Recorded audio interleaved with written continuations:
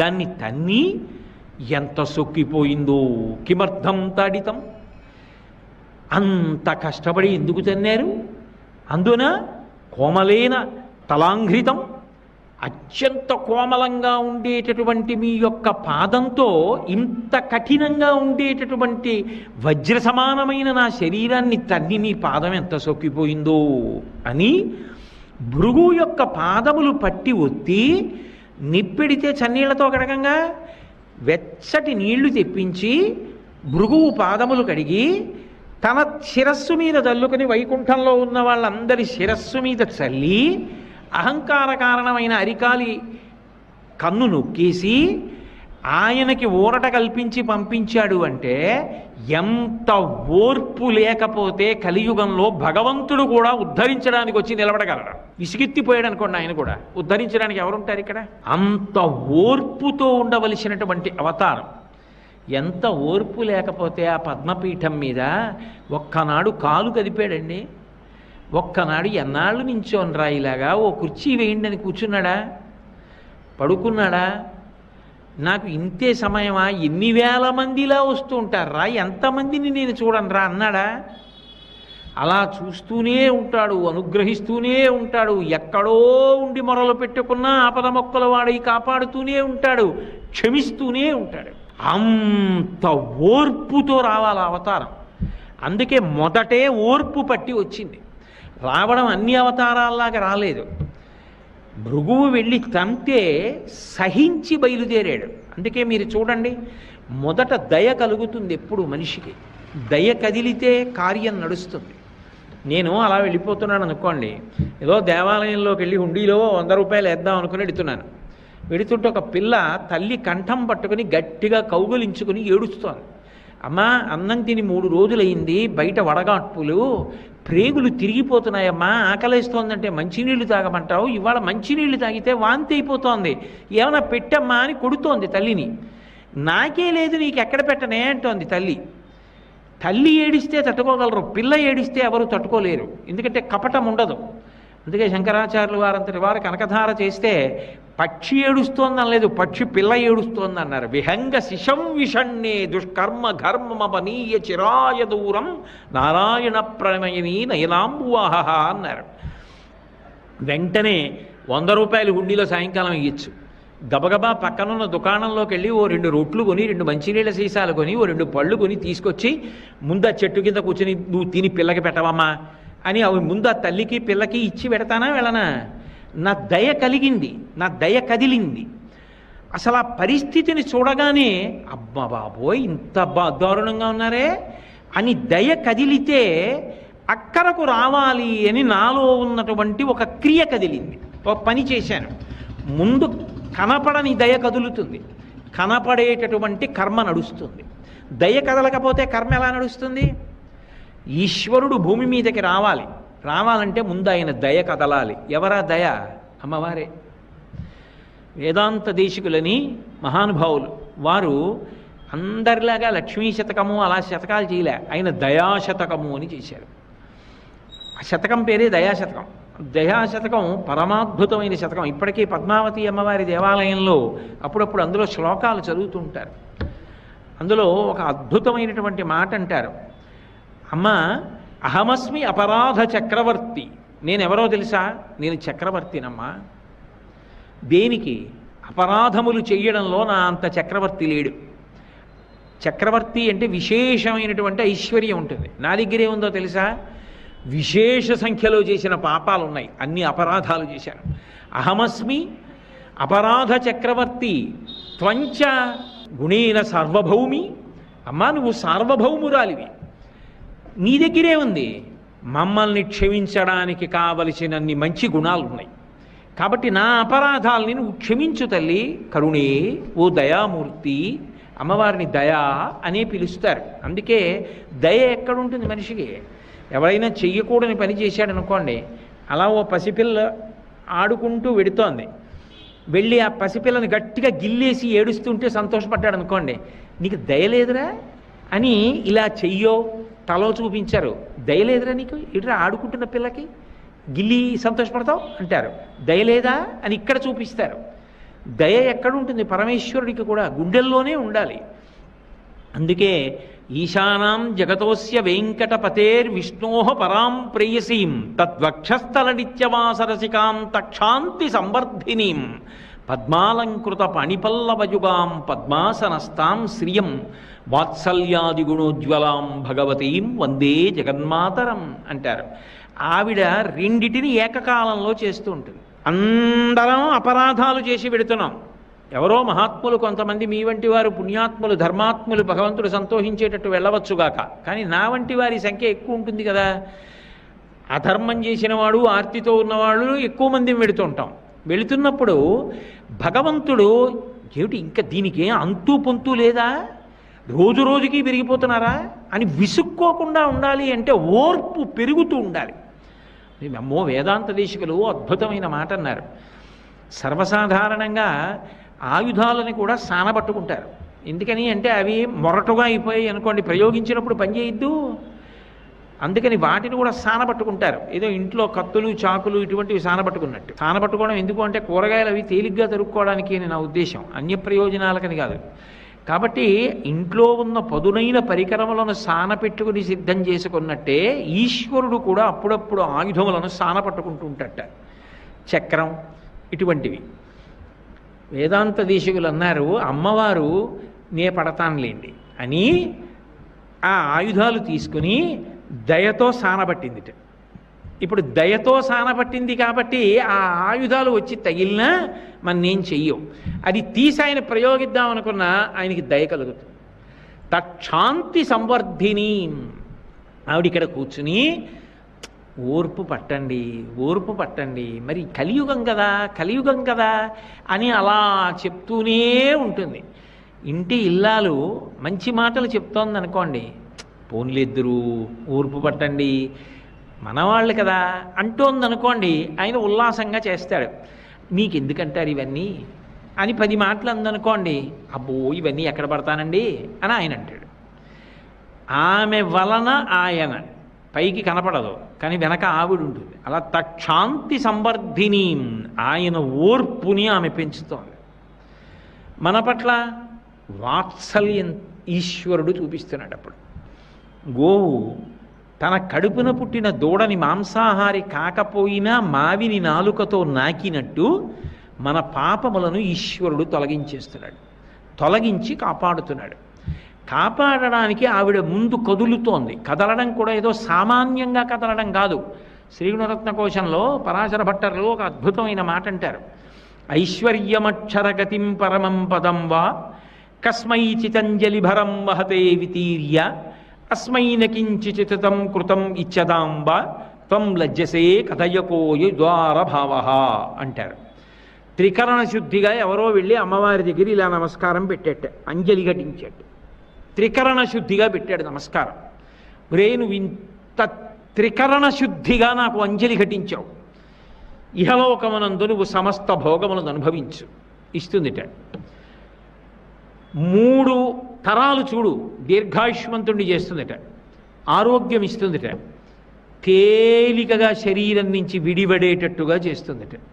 బాగా అర్థం అవ్వాలి అంటే, కొద్దిగా కలిపి చెప్పాలి అంటే, శ్రీమన్నారాయణుడితో కలిసి భూమి మీదకి వచ్చి శరీరం విడిచిపెట్టేసిన తరువాత ఆ జీవుణ్ణి చెయ్యి పట్టి విమానంలోకి ఎక్కించుకుని వైకుంఠానికి తీసుకెడుతుంటే జీవుడు చుట్టూ చూసి, స్వామి మీ దర్శనం అయింది, సంతోషం, మా అమ్మేది అని అడిగితే, ఒరే నువ్వు ఒకరోజు త్రికరణ శుద్ధిగా అంజలి ఘటించావు, అంజలి ఘటిస్తే నీకు ఇహలోకమునందు ఐశ్వర్యం ఇచ్చాను, 3 తరాలు ఇచ్చాను, ఆరోగ్యం ఇచ్చాను, దీర్ఘాయుర్దాయం ఇచ్చాను, తేలికగా శరీరం నుంచి విడివిడిపోయే అదృష్టం ఇచ్చాను, శ్రీవైకుంఠానికి తీసుకెడుతున్నాను, ఇంతకన్నా నేను ఇంకా ఏమీ చెయ్యలేకపోయానని సిగ్గుబడి ఎర్రబడిన ముఖంతో అదిగో తెరపక్కన నించుందంట.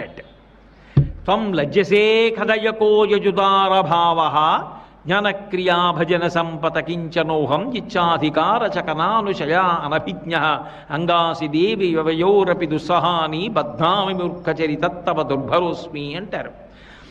ఆ తల్లి అంతటి దయాగుణంతో ప్రసన్నురాలై ఉంటుంది. అందుకని ఆమె ముందు కదలాలి. ఆమె ముందు కదిలితే ఇంత గొప్పగా కలిపురుషుడు పాడు చేస్తుంటే వాళ్ళకు అక్కరకి రావడానికి నేను ఎడుతున్నానని ఆయన కదలడానికి అవకాశం ఉంటుంది. ముందు దయ కదిలితే ఆయన కదులుతాడు. అందుకని ఆమె కొల్హాపురం వచ్చింది, ఆయన భూమి మీదకి వచ్చాడు. అంటే దయ కదిలింది అని అర్థం చేసుకోవాలి, అంతేగాని వాళ్ళు కూడా దెబ్బలాడుకున్నారండి అని పౌరాణిక భాషను జాగ్రత్తగా అన్వయం చేసుకోవాలి. అంతేగాని కథని కథగానే అర్థం చేసుకుని వాళ్ళు దెబ్బలాడుకున్నారు మేము దెబ్బలాడుకోకూడదా అన్న మాట అన్వయం చేసుకోమని కాదు. కాబట్టి ఆయన బయలుదేరి భూమి మీదకి వచ్చాడు.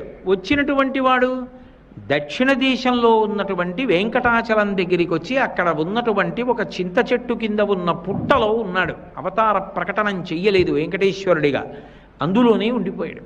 లక్ష్మీదేవి ముందు కదిలింది, వెనక వెంకటేశ్వరుడు కదిలాడు. కారణం ఆయన యొక్క అపారమైన ఓర్పు. అయితే విచిత్రం ఏమిటంటే నిజానికి వెంకటేశ్వరావతారం ప్రకటన అయిపోయిన సమయంలో కూడా ఎంత ఓర్పు పట్టాడంటే గొడ్డలి దెబ్బతిని అవతార ప్రకటన చేశాడు. గుండెల మీద తంతే వైకుంఠం నుంచి కదిలాడు ఓర్పు పట్టి.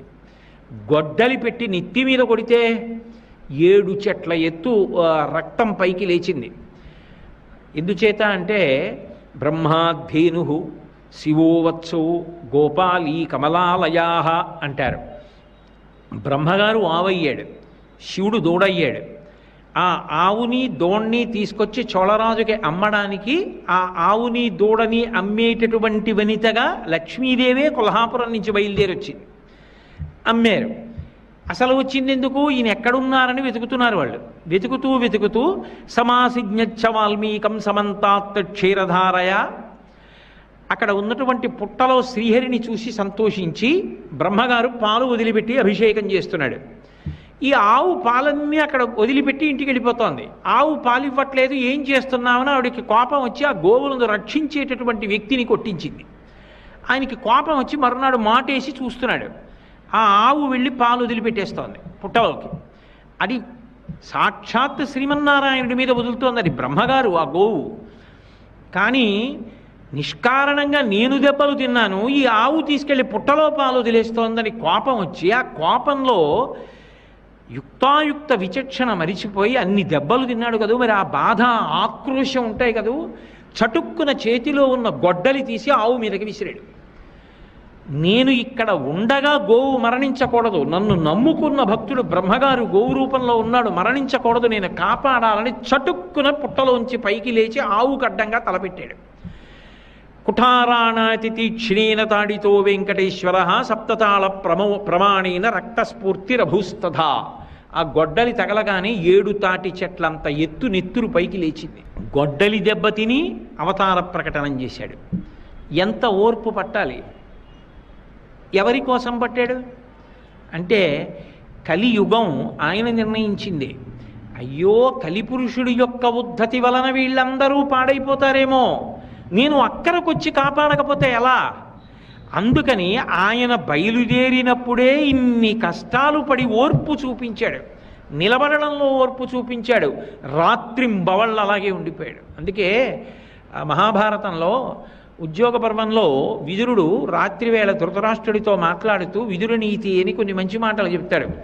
చెప్తూ ఓ మాట అంటాడు, క్షమించువానికని చాలమి పెట్టెదరు అయినంతలపన్ అనూన క్షమయ మెరయు తొలవు ఉత్తమ రూపంబు కోరువారు దాల్తురుదానిన్ అంటాడు.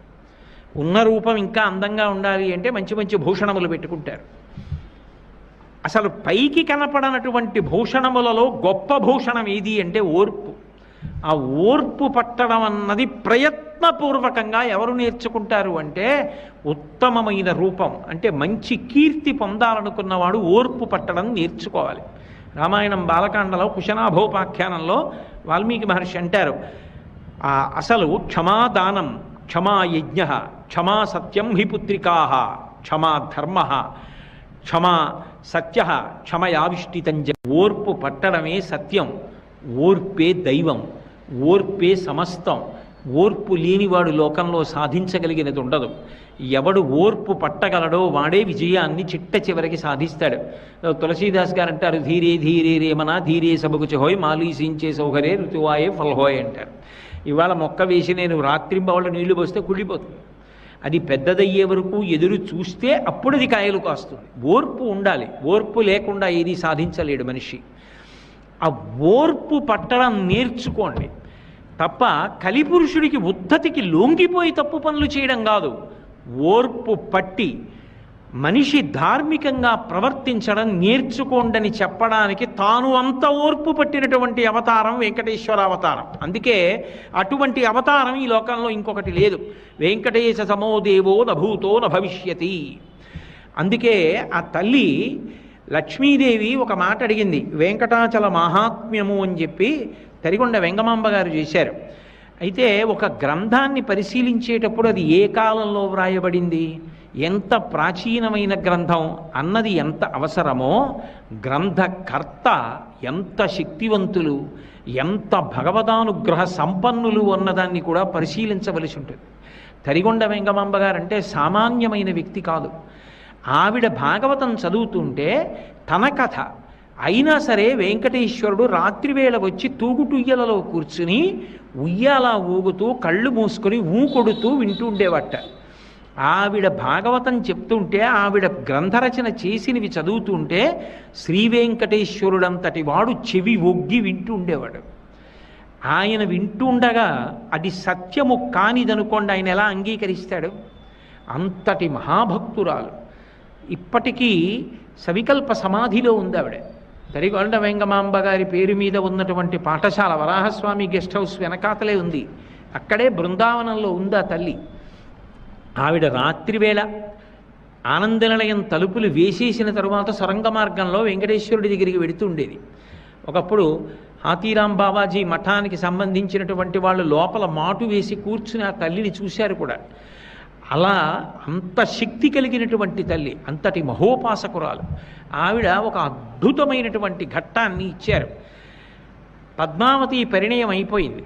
అయిపోయిన తర్వాత లక్ష్మీదేవి వెంకటేశ్వరుడితో ఏకాంతంలో మాట్లాడుతూ ఒక మాట అంది. అనగా పిండికి నేను వచ్చినప్పుడిచట ధనంబు లేదని చెప్పిన తప్పే, అట్లు చెప్పినన్ ప్రేమతో ధనంబు నేనియనే, నన్నప్పుడు తేరచేసి ధనదున్ నా పిండ్లికి నీవు అప్పు ఇమ్మని యాచించుట ఏమి కార్యము తెలుపుమా ఓ వెంకటేశ అంటుంది. ఓ వెంకటేశ్వర, నాకు ఓ మాట చెప్పు. నిజంగా ఈ అవతారంలో నువ్వు వైకుంఠం నుంచి వచ్చినప్పుడు నీ దగ్గర డబ్బేమీ లేదనుకో, పోనీ అనుకో, పద్మావతి పరిణయానికి డబ్బులు కావలసి వచ్చాయనుకో. నేను వచ్చాను కదా పెళ్ళికి కొల్హాపురం నుంచి, ఏదో పాతాళలోకం నుంచి వచ్చానుగా సూర్యభగవానుడు వచ్చినప్పుడు లక్ష్మి పెళ్ళికి డబ్బులు లేవంటే నేను ఇవ్వనా ప్రేమతో? నువ్వు నన్ను అడగకుండా నన్నప్పుడు తేరచేసి ధనదున్ నా పిండ్లికి ధనమిమ్మని అప్పు చేయుట ఏమందున్ జగన్నాయక. ఓ జగన్నాథుడా, కుబేరుడి దగ్గరికి వెళ్ళి లక్ష్మీపతివి నా పెళ్ళికి అప్పిమ్మని, పైగా ఓ నోటు రాసిచ్చి దానికి రుణపత్రం ఇచ్చి డబ్బు అప్పుచ్చుకుని పెళ్లి చేసుకున్నావా? ఎందుకు చేసేవాలా అని అడిగింది. అడిగితే ఆయన అప్పుడు ఒక మాట చెప్పాడు. లక్ష్మి, నువ్వు డబ్బు ఇవ్వలేవని కాదు, నేను డబ్బు సృజించలేక కాదు. నేను శ్రీయప్పతిని, నువ్వు నా భార్యవి. ధనము లేక కాదు అప్పు చేసింది, అది మిష. నిజానికి నేను ఎందుకున్నానో తెలుసా? కలియుగంలో ఇక్కడే. దానికి ఒక కారణం ఉంది. శ్రీవైకుంఠ విరక్తాయ స్వామి పుష్కరిణీతటే రమయా రమమాణాయ వెంకటేశాయ మంగళం. శ్రీవైకుంఠం మీద విరక్తి పుట్టింది. కారణం భోగాలు తక్కువై కాదు. అయ్యో, ఈ యుగంలో కలిపురుషుడి ఉద్ధతి వలన ప్రజలందరూ ఇంత బాధపడుతున్నారు. బాధపడుతుంటే వాళ్ళని కాపాడడానికి నేను అక్కడ ఉండకుండా ఇక్కడ కూర్చుని ఏం చేస్తాను? వాళ్ళకి ఊరట కలగాలంటే అంతటా ఉన్నానన్నది సత్యమే, కానీ నేను ఒక రూపంతో వాళ్ళకి ఎదురుగుండా కనపడితే వాళ్ళకి ఊరట. అందుకని నేను అక్కడ ఉండాలి. అక్కడ ఉండడం కోసమని నేను వెళ్ళాలి. అందుకని నేను ఇక్కడే ఉంటాను, నేను రాను. కారణం ఏమిటో చెప్పమంటావా? కలియుగంబున ప్రజలు పాపకర్మంబులనరించి రోగాది తాపత్రయముల్ కలుగగా వెరచి తత్కాలంబునందు నన్ను పేర్కొనుచు పలు మొరల్ పెట్టినప్పుడు వచ్చువారి ఆపదల తీర్చి వారి బ్రోవక ఊరకుండుట నాకు నీతి కాదు. పాపంబుపై ఆకర్షణంబు చేసి వచ్చు ఆపదల తీర్చి ధనము ఈ కొండపైకి రప్పించి నిస్పృహుండనగుచు అజ్ఞులైన జనులకిప్పింతు నచలమతిని. ఎందుకుంటానో తెలుసా? ఇక్కడ ఈ తిరుమల క్షేత్రంలో ఈ ఆనంద నిలయంలో నేను ఎందుకు ఉండిపోయానో తెలుసా లక్ష్మి? ఎందుకు అప్పు తీసుకున్నానో తెలుసా? ఎందుకు వడ్డీ కడుతున్నానో తెలుసా? కలిపురుషుడి యొక్క ఉద్ధతి వలన అనేకమైన పాపములు చేస్తారు ప్రజలు. ఆ పాపములు చిన్న చిన్నవైతే వాళ్ళ కార్యక్రమాలను ఇబ్బంది పెట్టనటువంటి చిన్న చిన్న రోగములుగా పోతుంటాయి.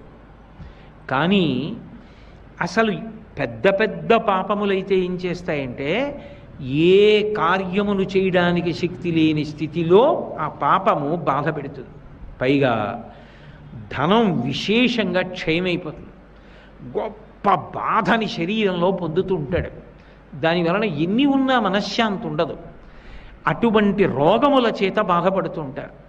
కలియుగంబున ప్రజలు పాపకర్మంబులనరించి రోగాది తాపత్రయములు కలుగగా వెరచిత కాలంబు నన్ను పేర్కొనుచు పలు మొరల్ పెట్టునప్పుడు ఆ రోగాలు కలిగి విశేషమైన బాధలు కలిగి అప్పుడు బాధ ఒక్కడే అనుభవించలేడు.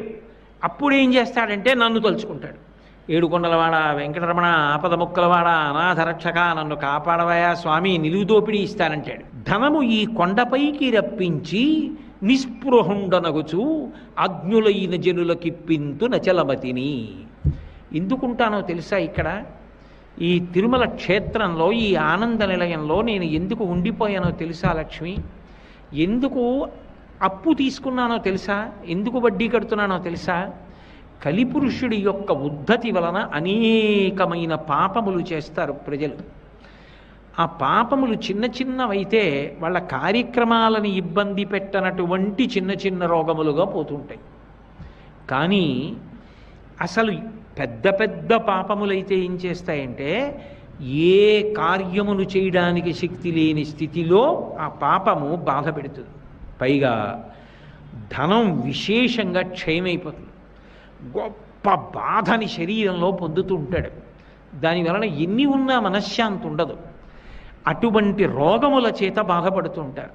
కలియుగంబున ప్రజలు పాపకర్మంబులనరించి రోగాది తాపత్రయములు కలుగగా వెరచిత కాలంబు నన్ను పేర్కొనుచు పలు మొరల్ పెట్టునప్పుడు ఆ రోగాలు కలిగి విశేషమైన బాధలు కలిగి అప్పుడు బాధ ఒక్కడే అనుభవించలేడు. అప్పుడు ఏం చేస్తాడంటే నన్ను తలుచుకుంటాడు. ఏడుకొండలవాడ వెంకటరమణ ఆపద ముక్కలవాడ అనాథరక్షక నన్ను కాపాడవయా స్వామి, నిలువు దోపిడీ ఇస్తానంటాడు. నేను వింటాను. విని నేను ఇక్కడ లేకపోతే ఎలా? విని వాని పాపంబు ద్రవ్యంబుకై ఆకర్షణంబు చేసి వాడు చేసిన పాపాన్ని ద్రవ్యము మీదకే ఆకర్షణ చేస్తాను. అందుకే ఈ యుగంలో ఈ దేవాలయంలో హుండీ ప్రధానమైపోతుంది. ఒక్కొక్క చోట ఒక్కొక్కటి ప్రధానం. గురువాయూరు వెళ్ళారనుకోండి నారాయణీయం పారాయణ చేస్తారు. పళని వెళ్ళారనుకోండి కావడ పట్టుకుంటారు. వైకోం వెళ్ళారనుకోండి మహాదేవుడికి విందులు చేస్తారు. ఒక్కొక్క క్షేత్రానికి వెళ్ళినప్పుడు ఒక్కొక్కటి చేస్తారు. ఏదో రామేశ్వరం వెళ్ళారనుకోండి ఆ కాశీ నుంచి తీసుకొచ్చినటువంటి గంగతో రామేశ్వరుడికి అభిషేకం చేస్తారు. ప్రయాగ వెళ్ళారనుకోండి ఇక్కడి నుంచి పట్టుకెళ్ళినటువంటి ఇసుక అక్కడ గంగలో కలుపుతారు. ఇలా సముద్ర జలాల్ని తీసుకెళ్ళి కలుపుతూ ఉంటారు. ఇలా ఒక్కొక్క చోటుకి వెళ్ళినప్పుడు ఒక్కొక్కటి చేస్తూ ఉంటారు. త్రిపెట్రియార్ అనే క్షేత్రం ఉంది. అక్కడికి వెళ్ళారనుకోండి రామాలయం తుపాకీ పేలుస్తారు ఒకసారి. ఒక్కొక్క క్షేత్రంలో ఒక్కొక్క పని చేస్తారు. ఈ క్షేత్రంలో ధనాన్ని హుండీలో వేయడం ప్రధానం అవుతుంది. ఎందుకు అవుతుందో తెలుసా? వారి పాపంబు ద్రవ్యంబుపై ఆకర్షణంబు చేసి ఎన్ని పాపాలు చేశాడో అంత పెద్ద మొక్కుతాడు. స్వామి నిలువు దోపిడీ ఇచ్చేస్తానంటాడు.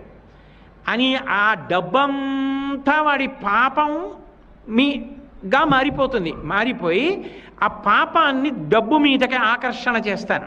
ఇప్పుడు వాడే అది పట్టుకుని కొండ మీదకి వస్తాడు. నేను లేకపోతే వాడి కష్టాన్ని తీర్చేది ఎవరు? కలిపురుషుడి ఉద్ధతి వలన కదూ ఈ తప్పులు చేసేసాడు, అనుభవిస్తున్నాడు. వచ్చు ఆపదల తీర్చి అప్పుడు వాడు రక్షించుకోలేడు. ఆ ఆపద నేను తీరుస్తాను, తీర్చి వాడిని కాపాడతాను. వాడే ఆ డబ్బు పట్టుకుని కొండ మీదకి వస్తాడు. అది ఏమిటి? తత్పాపరూపమైనట్టి ధనము. ఆ పాపరూపమైన ధనం మీద నాకు అనురక్తి ఉండదు. వాడు తీసుకొచ్చి హుండీలో వేసేస్తుంటారు. నిస్పృహుండనగొచ్చు. ఇన్ని కోట్లు నాకేం సంతోషం ఉండదు. అది చూసి నేనేం మురిసిపోను. లోకంలో అందరూ నేను డబ్బున్నవాడిని అనొచ్చు, కానీ నాకు పరమ అసహ్యం వేస్తుంది చూసి. నిస్పృహుండనగొచ్చు. నేను చెప్పట్లా, తరిగొండ వేంగమాంబ గారు చెప్పిన మాట వెంకటాచల మహాత్మ్యంలో. నిస్పృహుండనగొచ్చు ఆజ్ఞులైన జనులకి పింతు నచలమతిని. డబ్బు పోతే ఏడుస్తారు, కానీ నేను ఆ డబ్బు వెళ్ళిపోతుంటే సంతోషపడిపోతూ ఉంటాను. అమ్మయ్య అని ఆజ్ఞులైన జనులకు ఏవేవో సౌకర్యాలు, కళ్యాణ మంటపాలనండి, వైద్యశాలలనండి, విద్యాశాలలనండి, ఏవో ఒకటి ప్రజలకి పెట్టించండి అని అవన్నీ పంపించేస్తూ ఉంటాను తప్ప అందులో ఒక్క రూపాయి కాసు నేను అట్టి పెట్టుకోను. తత్పాపరూపమైనట్టి ధనము నాకు ఇష్టం ఉండదు. మరి ఏమండి మీరు ఆ డబ్బు తీసుకోక వడ్డీ ఎలా కడతారు? నా దగ్గర వద్దంటారు ఎలా అంటే, ఇలను ధర్మాత్ములైన వారిచ్చినట్టి పరమ ధార్మికుడైన వాడు ఉంటాడు. వాడికి ధర్మానుష్ఠానం అంటే మహాప్రీతి, ధర్మం అంటే అంత నమ్మకం. వాడు బయలుదేరుతాడు ఇంటి దగ్గర వెంకటాచలం వెడతానని. వాడు వెంకటాచలం వెడతానని బయలుదేరగానే నా ముఖం ఇంత అయిపోతుంది. ఇప్పటికీ వెంకటాచలంలో పెద్దలు చెప్తూ ఉంటారు, ఒక్కొక్కసారి స్వామివారి ముఖం కళలాడిపోతుంది, అంత ఆనందపడిపోతారని. వాళ్ళు అనుకుంటారట ఎవరో ధార్మికుడు బయలుదేరాడని. నాకు పేర్లు చెప్పడం ఇష్టం లేక చెప్పట్లేదు. అక్కడ ఉన్న అధికారులే చెప్తూ ఉంటారు, ఆయన ఎవరో వస్తాడు, ఆయన ఎవరో ఎవరికీ తెలియదు. ఆయన వస్తాడు, స్వామిని చూస్తాడు, స్వామి పొంగిపోతాడు ఆయన్ని చూసి, ఆయన వెళ్ళిపోతాడు. ఈయన చిన్నపుచ్చుకుంటాడు, అయ్యో వెళ్ళిపోయాడే, మళ్ళీ ఎప్పుడు వస్తాడో అనుకుంటాట. ఇలను పుణ్యాత్ములైన వారిచ్చినట్టి ధనము నే కొంత గైకొని కొంత ధనతుకు వడ్డీకిచ్చి వింతలేన చేయుచుండెదననుచు మచికను బలికే. ఆ ధర్మాత్ముడైన వాడు హుండీ దగ్గరికి వస్తాడు. వాడేం పెద్ద పెద్ద నోట్ల కట్టలు, బంగారం ముద్దలు వాడేం వేయడు. వాడు ఏదో జాగ్రత్తగా పంచ మడతలో పెట్టుకున్నది ఏదో తీసి ఆ హుండీలో ఇలా వేస్తాడు. నేనేం చేస్తానో తెలుసా? అది హుండీలో పడిపోకుండా ఎవరికీ కనపడకుండా చెయ్యి పెడతాను. పెట్టి ఆ పడుతున్న దాన్ని నేను పట్టుకుంటాను, అది తీసుకుంటాను. ఇలను పుణ్యాత్ములైన వారిచ్చినట్టి ధనమునే కొంత కైకొని కొంత ధనతుకు వడ్డీకిచ్చి ఆ తెచ్చి ఆ డబ్బు దాస్తా. ఆ డబ్బులోంచి కుబేరుడికి వడ్డీ కడతా, కొంత నా జేబులో ఖర్చులకి పెట్టుకుంటా. యుగధర్మం. ఆయన కూడా యుగధర్మం పాటిస్తూ ఉంటాడు. అందుకని నేను మీకు ఎన్నో చోట్ల చూపిస్తే ఆయన యుగధర్మం పాటించడం ఎంత గొప్పగా పాటిస్తాడో. కాబట్టి కొంత ధనతుకిచ్చి కొంత ధనతుకు వడ్డీకిచ్చి నేను వింతలీల చేయుచుండెదననుచు మచ్చికను బలికే. నేను వింతలీల చేస్తూ ఉంటాను లక్ష్మి. పాపాలు చేశారని చెప్పి చంపేను, అవకాశం ఇచ్చి మారమని చెప్తాను. ఏం సాధించావు పాపం చేసి? ఏం సుఖపడ్డావు? ఏం సంతోషపడ్డావు? ఏం రక్షింపబడ్డావు? నన్ను నమ్ముకుని బ్రతికితే ఏటీఎం కౌంటర్లో కూడా డబ్బులు ఉండకపోవచ్చేమో. ఏటీఎం కౌంటర్లో కూడా నీకు డబ్బున్నా నీకు కావలసినంత డబ్బు ఇవ్వకపోవచ్చేమో. నన్ను నమ్ముకున్నవాడు మాత్రం చెడిపోవడం అన్నమాట ఉండదు కదా. నేను కాపాడతాను కదా. కలలోనంతన్మున్నెరుంగని మహాకష్టాత్ముడైనట్టి దుర్బలుడాపత్ సమయంబునన్ నిజపదాబ్జాతంబు ఉల్లంబునం తలపన్ అంతని వచ్చి ఆర్తిహరుడై తన్నైన ఇచ్చం సునిశ్చల భక్తిభావములను భజించు వారికెడడే సంపద్విశేషోన్నతుల్ అంటుంది కుచేలుడి భార్య భాగవతంలో. కలలో కూడా ఆయన పేరెత్తనటువంటి వాడు పిలిచినా కూడా ఆపదముక్కల వాడై పరిగెత్తుకొచ్చి రక్షిస్తుంటే ఆయన ఎందు భక్తితో ప్రవర్తించినటువంటి వాడిని చూసి ఆయన ఎంత ఆనందపడిపోతాడు. ఆయన రక్ష ఉండగా నిన్ను ఏది పాడు చేస్తుంది? ఎందుకు ధర్మాన్ని వదిలిపెట్టి అవన్నీ పట్టుకు తిరుగుతావు చెప్పు? ఇప్పటికైనా మారు, అంతే తప్ప మళ్ళీ ఇప్పుడేదో రక్షించాలని మళ్ళీ వెళ్ళి మళ్ళీ ఆ ధర్మం పట్టు కూర్చోకు. జీవితంలో మారడం నేర్చుకో, నన్ను తెలుసుకో, నన్ను పట్టుకో అని వాడికి ఉపదేశం చేస్తాను. వాడి బుద్ధి మార్చడానికి ప్రయత్నిస్తాను, తల తీసేయను, తలలో మార్పు తేవడానికి ప్రయత్నిస్తాను. నేను ఇక్కడ ఉండకపోతే వాడికి ఆ ఊరట ఎలా వస్తుంది? ఆ ఊరట కల్పించడం కోసం నేను ఇక్కడ కూర్చుంటున్నాను. కలిబాధమాన్ప తిరుమల కలియుగ వైకుంఠమనగ గైసేసిన మీ సలలిత కరుణాహృదయము కలలోనను మరువరాదు కంజదలాక్ష అంటారు. కలిబాధమాన్ తీర్చడానికి ఆయన వైకుంఠం నుంచి బయలుదేరి వచ్చి సర్వసుఖములను అనుభవించవలసిన వాడు అంత కష్టపడి అలా నిలబడి అలాగే ఉండిపోయాడు. ఉండిపోయి నేనున్నాను అని కాపాడి ఎక్కడో ఎవడో పాపం చేసి ఆర్తి పొందినా సరే ఈసారికి నిన్ను కాపాడుతున్నాను, వద్దురా, నా మాట వినరా, అధర్మం జోలికి వెళ్ళకరా అని మనసు మార్చడం కోసమని వైకుంఠాన్ని వదిలిపెట్టి ఇక్కడికొచ్చి పద్మపీఠం మీద నిలబడిపోయాడు. అంత దయగలిగిన అవతారం ఎక్కడుంటుంది? అంతటి కారుణ్యమూర్తి ఎక్కడుంటాడు? అందుకే వెంకటేశ్వర అవతారంతో మిగిలిన అవతారాల్ని పోల్చి మాట్లాడడానికి అవకాశం లేదు అన్నారు. వెంకటేశ సమోదేవో నభూతో నభవిష్యతి. కాపాడడం ఒక్కటే కాదు, పుణ్యం చేయడం కష్టం కదా. ఈ యుగంలో కలిపురుషుడు పుణ్యం చేయాలి అంటే పెట్టుబడి పెట్టాలి, కాసేపు వచ్చి కూర్చోవాలి, కాసేపు వినాలి, కాసేపు శ్రద్ధతో చూడాలి. ఓ ఉత్సవంలో పాల్గొనాలంటే ₹1 ఖర్చు పెట్టాలా? ఓ గంట వచ్చి కూర్చోవాలా? కొన్ని రోజులు తెల్లవారుజామున నిద్ర లేవాలా? ఇవన్నీ పెట్టుబడి. ఏమీ చెయ్యకుండా రమ్మంటే పుణ్యం ఎక్కడి నుంచి వస్తుంది? రాదు జీవుడికి. నలుగుడు పడితే పుణ్యం వస్తుంది. చెరుక్కర్రైనా నలిగితేనే తీయని రసం వస్తుంది. ఏ నలుగుడు పడకుండా రమ్మంటే ఎక్కడి నుంచి వస్తుంది? అందుకని కలియుగంలో పుణ్యకర్మల కొరకు వెచ్చించమంటే వెచ్చించరు. కానీ నేను వాళ్ళకి ఒక గొప్ప పుణ్యాన్ని కట్టబెడతాను ఇక్కడ నిలబడి. ఏమి కట్టబెడతాను అంటే స్కంద పురాణంలో శ్రీ వెంకటేశ్వరుని యొక్క మూర్తిని దర్శనం చేసినంత మాత్రం చేత సకల తీర్థముల యందు స్నానము చేశాడని, అందరూ దేవతల్ని దర్శనం చేశాడని ఫలితాన్ని పొందడానికి అవకాశం ఉంటుంది. అంత గొప్ప దర్శన ఫలితాన్ని భక్తులందరికీ కట్టపెట్టడం కోసం కలియుగం కాబట్టి కలిపురుషుని యొక్క ప్రచోదనం మేరకి బుద్ధిలో వచ్చేటటువంటి వైక్లభ్యముల వలన చేసేటటువంటి పాపముల నుంచి మనుష్యుణ్ణి విముక్తుణ్ణి చేయడం కోసం వెంకటేశ్వర స్వరూపంగా మీరు ఇలా నిలబడండి అని ఎవ్వరూ అడగకపోయినా తనంత తానుగా ఆ భంగిమను నిర్ణయం చేసుకొని, ఆ ముద్రలను నిర్ణయం చేసుకొని స్వామి ఆ శేషశైలం మీద ఆనందనిలయ విమానంలో పద్మపీఠం మీద అలా నిలబడి ఉన్నాడు. అది కేవలంగా ఒక మూర్తి కాదు. దానిని దేవతా సంఘములు తయారు చేయలేదు, విశ్వకర్మ చెక్కలేదు. అది ఎవరు మీరు ఇలా ఉండండి అని ప్రార్థన చేస్తే పట్టిన భంగిమ కాదు. సాక్షాత్ శ్రీమన్నారాయణుడే లోకానికి అంతటికీ కూడా ఒక సందేశం ఇవ్వడం కోసమని మౌన వ్యాఖ్య చెయ్యడం కోసం ఒక ప్రత్యేకమైనటువంటి ముద్ర పట్టి నిల్చున్నటువంటి మూర్తి అని మీకు వివరణ చేయడం జరిగింది. పద్మాసనస్థయౌ పద్మావతీదేవి నిజవక్షమందున నిలుపుకొనుచు జనులకు తన చరణములే గతి అని దక్షిణకరము పాదములు చూప తన చరణములు నమ్మిన వారలకు ఈ భవాంబోధి కటిదగ్నమగునటంచు వామహస్తంబు కటిభాగమున నుంచి చూపరులకు సంకేతించుచుండ పరమ పావన శేష పర్వతము మీద అలరు ఆనంద నిలయమందను నిలచి దివ్యమంగళ విగ్రహుండవ్యయుండు పరమ పావనుడు శ్రీ వెంకటేశ్వరుడు వేడికా అంటారు. ఆ వెంకటేశ్వర స్వామి వారి యొక్క మూర్తి వైభవాన్ని చెప్తూ ఆయన నిలబడినప్పుడు కొద్దిగా ఎడం పక్కకి వంగినట్టుగా ఉంటారు. ముఖమున చిరునవ్వు స్పష్టంగా కనపడుతూ ఉంటుంది.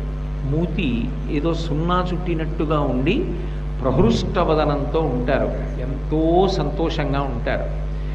బాగా పట్టి పట్టి చూస్తే 2 కన్నులు మూసుకుని ఉన్నారా అని అనిపిస్తుంది. ఆ ఊర్ధ్వపుండ్రములు కూడా అంతగా పెట్టబడి ఉంటాయి. అసలు నిజానికి కన్నులు తెరిచి చూసినప్పుడు కనపడేటటువంటి వస్తువులన్నింటి వలన పొందేటటువంటి సంతోషము కన్నా కన్నులు మూసుకుని నువ్వెవరో తెలుసుకుని నీలో ఉన్నటువంటి ఆత్మని అనుభవంలోకి తెచ్చుకున్న నాడు కలిగేటటువంటి ఆనందమే మనుష్య జన్మ యొక్క పరమావధి అని తెలియచేయడానికి ఆయన లోచూపుతో చూస్తూ ఉంటాడు. పై కన్నులతో కాదు. వచ్చినవాడి మనసులో ఉన్న కోరిక, ఆయన యొక్క సాధన, ఆయన యొక్క ధర్మానుష్ఠాన బలం, ఇవన్నీ కూడా ఆయనకి తెలియనివేం కావు, సర్వజ్ఞుడు. కన్నులు మూసుకొని పై కన్నులతో కాకుండా లోనేత్రంతో పరిశీలిస్తూ ఉంటాడు. అలా నిలబడి ఉండడంలో పద్మాసనస్థయో పద్మావతీదేవి నిజవక్షమందున నిలుపుకొనుచు.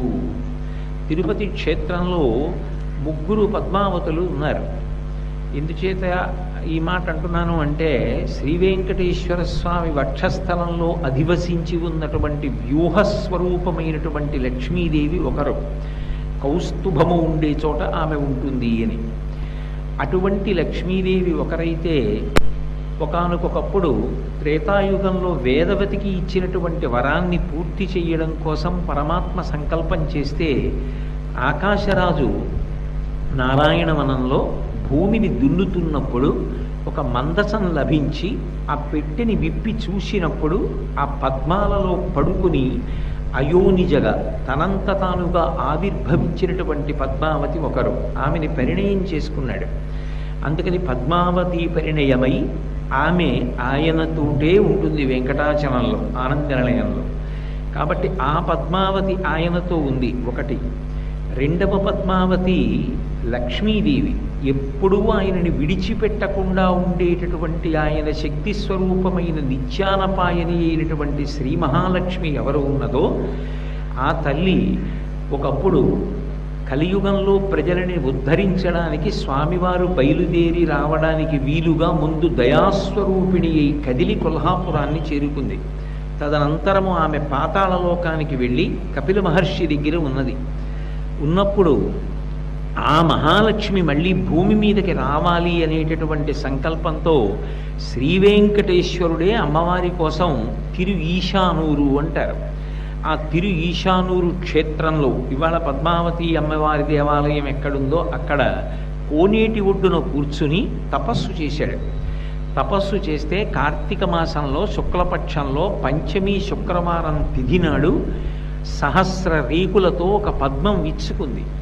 ఆ విచ్చుకున్న పద్మంలోంచి ఆవిర్భవించింది మహాలక్ష్మి. అందుకే ఆమె కార్తీక మాస శుక్లపక్ష పంచమి నాడు ఆవిర్భవించింది. కాబట్టి అమ్మవారికి సంబంధించినటువంటి బ్రహ్మోత్సవాలన్నీ కూడా కార్తీక మాసంలో జరుగుతాయి. ఆ తల్లిని వెంకటాచలానికి రమ్మని స్వామి అడిగారు. నీ కోసమని భక్తులు ఎందరో కొండ మీదకి వచ్చి నిన్ను సేవిస్తూ ఉంటారు. నేను ఇక్కడే తిరుపతి పట్టణంలో క్రిందనే ఉండిపోయి నా దగ్గరికి వచ్చి భక్తులందరూ మొట్టమొదట అమ్మ అని నన్ను సేవిస్తూ ఉంటారు. నేను నన్ను సేవించినప్పుడు నాకు చేసినటువంటి సేవలు ఉత్సవాలు నీకు చేసినటువంటి సేవలుగా, నీకు చేసినటువంటి ఉత్సవాలుగానే భావించి నీ అనుగ్రహాన్ని భక్తులకి సముపార్జించి పెట్టడంలో వారికి ఉపకారం చేస్తూ ఉంటాను. నాకు ఒక్కటి చాలు. కార్తీక మాసంలో శుక్లపక్షంలో పంచమి శుక్రవారం నాడు ఆవిర్భవించాను కనుక ఆ బ్రహ్మోత్సవాలు జరిగేటటువంటి సమయంలో నాకు పసుపు కుంకం చీర, దానితో పాటుగా నువ్వు మెడలో వేసుకుని కొంతసేపు ఉంచుకున్నటువంటి మాలని బహుమానంగా పంపించు. వాటిని నేను ధరిస్తూ ఉంటాను. నేను ఇక్కడ తిరుపతి పట్టణంలోనే ఉంటానని అమ్మవారు తిరుపతి పట్టణంలో ఉండిపోయింది. కాబట్టి అక్కడికి 2 పద్మావతులు. ఆకాశరాజుకి భూమి దున్నుతున్నప్పుడు లభించిన పద్మావతి వెంకటేశ్వరుడి చేత పరిణయమాడబడినది ఒకటి. శ్రీ వెంకటేశ్వరుడు తపస్సు చేస్తే పద్మసరోవరంలోంచి సహస్ర రేకులు కలిగినటువంటి పద్మము నుండి కార్తీక మాస శుక్లపక్ష పంచమి శుక్రవారము నాడు ఆవిర్భవించినటువంటి లక్ష్మీ స్వరూపం ఒకటి. వ్యూహలక్ష్మిగా స్వామివారి వక్షస్థలంలో కౌస్తుభమణి ఉండేటటువంటి ప్రాంతంలో ఆయనను ఆవహించి ఉండేటటువంటి లక్ష్మీ స్వరూపం ఒకటి. ఆమె కూడా పద్మావతి. అందుకని ఆయన వక్షస్థలమును అధివసించి ఉంటుంది తప్ప పక్కన ప్రకటనముగా అమ్మవారు ఉండదు. ఏకమూర్తిగా వెంకటాచలంలో స్వామి ఒక్కరే పద్మపీఠం మీద నిలబడి ఉంటారు. అమ్మవారు ఆయన గుండెలలోనే ఉంటుంది. అందుకే పద్మాసనస్థయౌ పద్మావతీదేవి నిజవక్షమందున నిలుపుకొనుచు తక్షాంతి సంవర్ధిని అంటారు. ఆవిడ దయాస్వరూపిణి. భగవంతుని యొక్క అపారమైనటువంటి దయకు ఆమె సంకేతం. మిగిలిన అవతారాలకి శ్రీ వెంకటేశ్వర అవతారానికి ఒక ప్రధానమైనటువంటి వ్యత్యాసం. పాపమునందు అనురక్తి బాగా పెరిగిపోయి అధర్మాచరణం చేస్తూ జనులను హింస చేసేటటువంటి వాళ్ళని, ఇంకా లక్షల మందిని కూడా తెగటార్చేసాయి శ్రీ మహావిష్ణువు యొక్క అవతారములు. ధర్మ వ్యతిరేకమైనటువంటి నడవడిని ఆయన అంగీకరించలేదు. ఎందుకనంటే అసలు భగవంతుని యొక్క ప్రధానమైన లక్ష్యమే ధర్మ సంస్థాపన. నన్ను మీతో నేను చెప్పడం జరిగింది. యదా యదా హి ధర్మస్య గ్లానిర్భవతి భారత అభ్యుత్థానమధర్మస్య తదాత్మానం సృజామ్యహం. అసలు భగవంతుని యొక్క ప్రధానమైన లక్ష్యము ధర్మ సంస్థాపనమే. అందుకే ధర్మాన్ని పట్టుకునే వాళ్ళు, ధర్మమునందు పక్షపాతమున్నవారు, ధర్మానురక్తి కలిగిన వాళ్ళు అంటే భగవంతుడికి అంతటి ప్రీతి. ధర్మ వ్యతిరేకుల యొక్క పీచమణుస్తుంటాడు.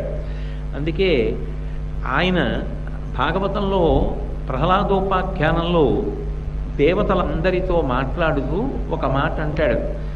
నేను ఎప్పుడెప్పుడు అవతారం తీసుకుని భూమి మీదకి వస్తాను అంటే శుద్ధ సాధులందు, సురలందు, శృతులందు, గోవులందు, విప్రకోటియందు, ధర్మ పదవి ఎందు, తవిలి నాయందు, వాడెన్నడలుగు నాడి హింసనుందు అంటాడు. ఆయన కొన్ని స్థానములు చెప్పాడు. వాటి జోలికి వెళ్ళి వాటిని పాడు చేయడానికి ప్రయత్నిస్తే నేను అంగీకరించను. అవతలవాడు తప్పు చెయ్యకుండా మీరు ప్రార్థన చేశారు అని ఒక అవతారంగా వచ్చి నేను ఎవరిని సంహరించను. వాడు తప్పు చెయ్యాలి. ఏ తప్పులు చెయ్యాలి? శుద్ధ సాధులందు, భగవంతుణ్ణి నమ్ముకుని బ్రతికేటటువంటి పరమ భాగవతోత్తముల జోలికి వెళితే నేను ఒప్పుకోను. భగవంతుణ్ణి సేవించిన కన్నా భాగవతోత్తముల్ని సేవించడం చేత భగవంతుడు ఎక్కువ ప్రీతి పొందుతాడు. అందుకే శుద్ధ సాధులందు, ప్రహ్లాదుడి జోలికి వెడితే వెంటనే నరసింహావతారం వచ్చింది.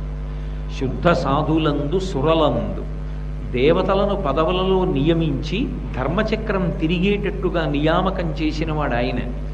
అటువంటి దేవతల జోలికి వెళ్ళి నిష్కారణంగా దేవతల్ని నింద చేసిన, దేవతల జోలికి వెళ్ళి ఇబ్బంది పెట్టే ప్రయత్నం చేసిన, అవతార స్వీకారం చేసి ధర్మాన్ని రక్షించడానికి అటువంటి వారి యొక్క పీచమణుస్తాను. కాబట్టి శుద్ధ సాధులందు, సురలందు, శృతులందు, వేదము యొక్క ప్రమాణము ప్రశ్నింపబడిన నాడు వేదము యొక్క ప్రమాణమును నిలబెట్టడానికి వస్తాను. సురలందు, శృతులందు, గోవులందు, విప్రకోటియందు. గోవులు పరమ పవిత్రమైనవి. ఆ గోవుల వలన వచ్చేటటువంటి నెయ్యి ఏది ఉన్నదో, పాలు ఏ ఉన్నాయో, ఆ గోమయము గోమూత్రము వలన యజ్ఞము జరుగుతోంది. ఆ యజ్ఞము వలన ధర్మచక్రము తిరుగుతోంది. అందుకే గోవులందు, విప్రకోటియందు మంత్రభాగాన్ని సమన్వయం చేసి దొరికిన దానితో తృప్తిగా జీవనం చేసేటటువంటి విప్రులు ఎవరుంటారో అటువంటి విప్రుల యందు నేను నిరంతరము అనురక్తితో ఉంటాను. అటువంటి వారి జోలికి వెళ్ళి బాధపెట్టిన, గోవులందు, విప్రకోటియందు, ధర్మ పదవి ఎందు, ధర్మానికి వ్యతిరేకంగా ప్రవర్తించిన, ధర్మ వ్యతిరేకమైన ప్రసంగములు చేసిన, ధర్మాన్ని కాదని అన్న నేను అంగీకరించి